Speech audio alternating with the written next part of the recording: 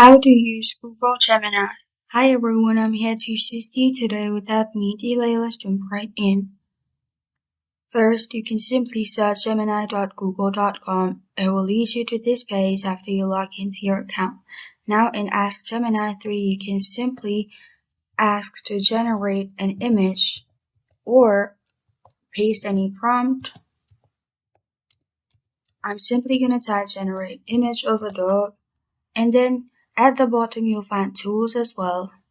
Deep research, create images, canvas, guided learning. And in the plus button, you can upload files.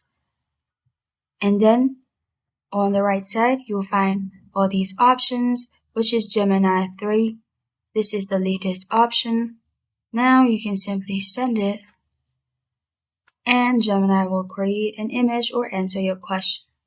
Then on the left side, you'll also find new chat where you can create a new chat, and at the bottom you'll find all your history, and at the bottom left you'll find settings as well. And this is all for how to use Gemini. And this is how to use Google Gemini. Thank you for joining me today. If this video helps you out, please leave a like and subscribe for more. Got a question or want to suggest a topic? Comment below. Thank you for watching.